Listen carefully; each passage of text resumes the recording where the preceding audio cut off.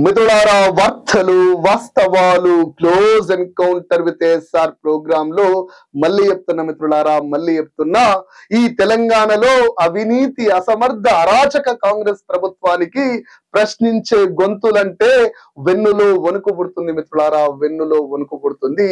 ముఖ్యంగా రేవంత్ రెడ్డి ప్రశ్నిస్తే పాపం తట్టుకోలేకపోతుండు, ఎక్కి ఎక్కి ఏడ్చినట్టే ఉన్నది కథ.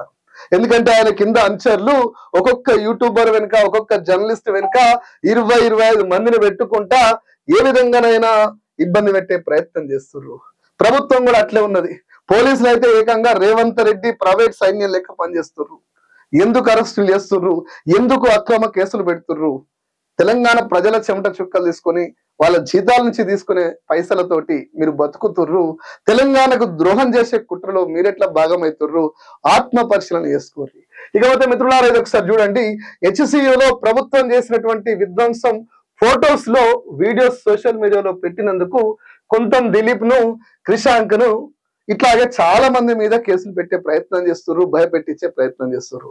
అక్కడ ఏం జరగనట్టు, అక్కడ ఇలాంటి చెట్లు నరకనట్టు, జింకలు చావనట్టు, రేవంత్ రెడ్డికి పాపం తెలవనట్టు, కాంగ్రెస్ ఈ దుర్మార్గంలో సంబంధం లేనట్టు కొన్ని డ్రామాలు ఆడుతూ ఇట్లా పోలీసులను పెట్టుకొని నోటీసులతోటి ఏఐ ఫోటోలు పెట్టుకున్నారని చెప్పేసి, ఏఐ ఫోటోలు పెట్టించారని చెప్పేసి నిరసన రూపంలో తెలియడం కోసం ఆడ జరిగిన విధ్వంసాన్ని అందరికి అర్థమయ్యే రూపంలో కొంతమంది కార్టూనిస్టులు కార్టూన్ వేస్తారు, ఇంకొంతమంది ఇప్పుడు ఆ కార్టూన్ వేయరు కదా, ఏఐ హెల్ప్ తీసుకున్నారు.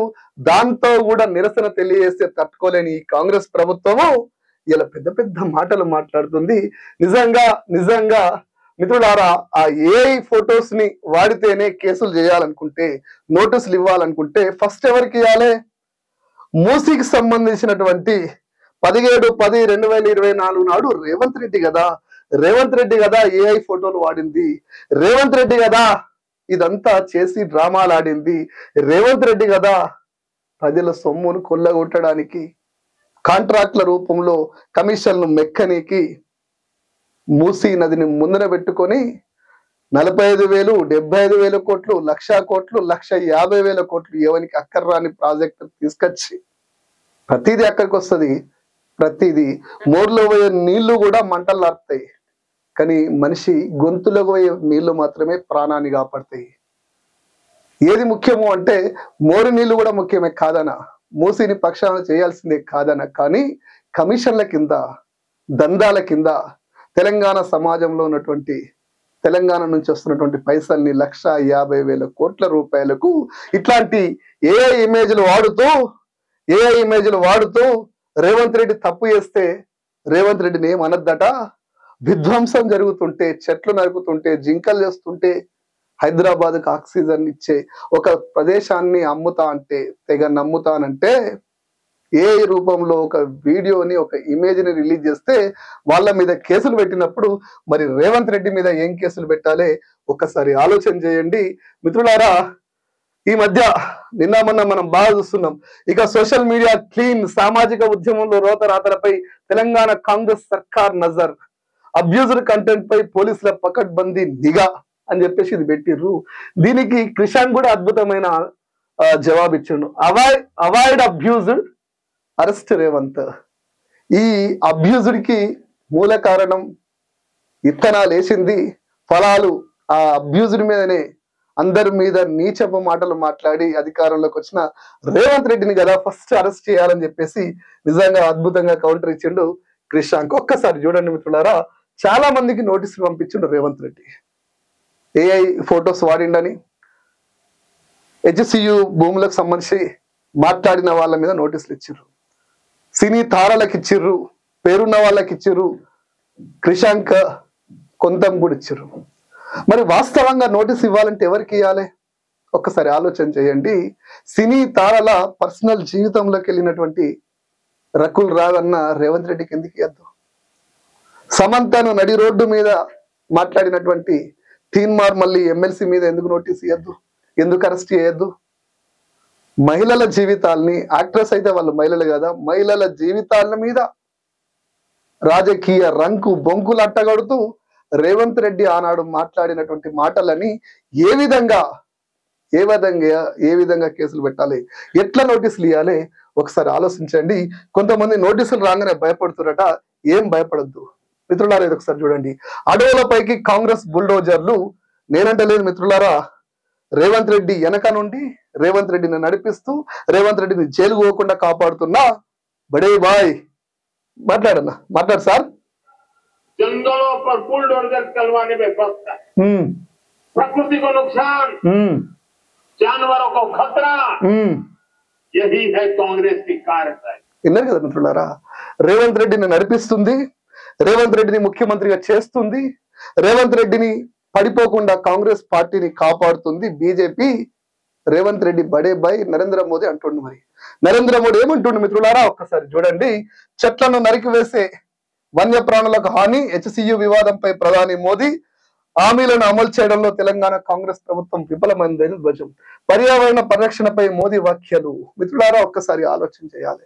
ఈ మోదే కదా ఆనాడు RRR ట్యాక్సీ అంటే రేవంత్ రెడ్డి, రాహుల్ ట్యాక్సీ అంటే మరి నరేంద్ర మోదీ మీద కేసేస్తావా? రేవంత్ రెడ్డిని సూటిగా అడుగుతున్నా, రేవంత్ రెడ్డిని సూటిగా అడుగుతున్నా. నరేంద్ర మోడీ నీ మీదనే, నీ బాస్ రాహుల్ గాంధీ మీద RRR ట్యాక్సీ అన్ననాడు ఏం చేసినావు అంటున్నా. వాస్తవం అని ఒప్పుకున్నావు కదా మౌనంగా ఉండి, దానికి సమాధానం చెప్పు. ముఖ్యంగా పొంగులేటి సీను కోట్ల రూపాయలు ఫ్రాడ్ చేసిండని చెప్పేసి ఈడీ కట్టలు లింకులాడింది కదా, లెక్క పెట్టింది కదా రోజులు. మరి ఆ కేసు ఏమైంది? దాని మీద కూడా కేసు వేస్తుందా ఈ నరేంద్ర మోడీ? నరేంద్ర మోడీ చెప్పినటువంటి దానిలోనే రేవంత్ రెడ్డికి బామ్మర్దికి 1100 కోట్ల రూపాయల ఫ్రాడ్ చేసిండని నరేంద్ర మోడీకి కేటీఆర్ పోయి కంప్లైంట్ ఇచ్చింది కదా. ఈ దేశానికి పోయి ఢిల్లీకి పోయి కంప్లైంట్ ఇచ్చింది కదా. ఈడీ లాంటి వాళ్ళకి నోటీసులు ఇచ్చారు కదా, ఈడీ లాంటి వాళ్ళకి ఫిర్యాదులు చేసిరు కదా. మరి ఆ ఫిర్యాదులు ఏమైనాయి? ఆ ఆర్థిక నేరగాళ్ళు ఎటు పోయిర్రు? దాని మీద ఎప్పుడైనా చర్చ జరిగిందా? వాళ్ళకి ఎప్పుడైనా నోటీసులు అందినాయా? తెలంగాణ ప్రజల పక్షాన కొట్లాడుతున్నటువంటి మాలాంటి వాళ్ళ మీద క్రిషాంక్ ఉస్మానియా యూనివర్సిటీ ఉద్యమ నిప్పు కనిక ఆయనే. హెచ్సియు ఇష్యూలో ఆయన మాట్లాడకపోతే ఇంకోటి మాట్లాడాలా? నేను మాట్లాడితే నా మీద కేసులు, క్రిషాంక్ మాట్లాడితే క్రిషాంక్ మీద కేసులు. ఏంది ప్రభుత్వం ఎటుపోతుంది? ఒకసారి ఆలోచన చేయాలి మిత్రులారా. మళ్ళీ చెప్తున్నా, ఈ ప్రభుత్వానికి ప్రశ్న అంటే భయమవుతుంది. నాలాంటి వాళ్ళని ఏ కేసులు పెట్టాలి, ఎట్లా ఎక్కియాలి, ఏ నోటీసులు పంపించాలి, ఎవరితోటి పిటిషన్ ఇప్పియాలి? ఇది ఒక డ్రామా నడుస్తుంది. ప్రశ్నించే గొంతుల మీద అక్రమ కేసులు పెట్టి ఎన్ని రోజులు ఈ రేవంత్ రెడ్డి తనను తాను దాచుకుంటాడు? రేవంత్ రెడ్డి ప్రభుత్వానికి మాలాంటి జర్నలిస్టులు అంటే ఎందుకు భయం అవుతుంది? ఎందుకు ఉచ్చబోసుకుంటుండు? మిత్రులారా, రేవంత్ రెడ్డి ఓ జర్నలిస్ట్ మీద కుట్ర చేసిండు. చెప్తా దాని గురించి. ఆ రోజు చెప్తే తెలంగాణ సమాజం నివరపోవాలి. చెప్తా, అది కూడా చెర్ర ఓపిక పట్టుర్రి. మిత్రులారా, చాలా సంఘటనలు జరుగుతున్నాయి.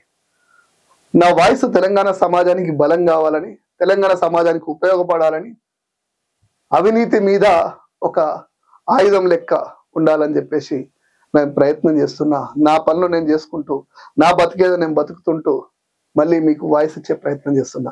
ఈ వాయిస్ ని, గొంతును ఆపనీకి ఎన్ని రకాల కుట్రలు చేయాలో అన్ని రకాల కుట్రలు చేస్తారు. ఎందరితోటి తిట్టిపోయానో అందరితోటి తిట్టిపిస్తారు. ఎన్ని కేసులు పెట్టిపోయానో అన్ని కేసులు పెట్టిస్తారు. కొన్ని ఫిర్యాదుల కానీ అయిపోయినాయి, ఎఫ్ఐఆర్లు అయినా నాకు నోటీసులు ఇస్తలేదు. ఎందుకు ఇస్తలేరంటే నేను ఏదైనా కేసులు అరెస్ట్ కాగానే పీటీ వారెంట్ అంటూ ఆపుదాము, సింపుదామని చెప్పేసి ప్రయత్నం చేస్తున్నట. మిత్రులారా, ఈ చిన్న చిన్న విషయాలకు భయపడ ఆకలేషన్ వస్తాడు. హంసర్ కపన్ బంద్ కర్నిక్లే, చావుకు సిద్ధమయ్యే యుద్ధమానికి వచ్చిన, ఈ యుద్ధ రంగానికి వచ్చినా వెనుక పోయే ప్రసక్తి లేదు.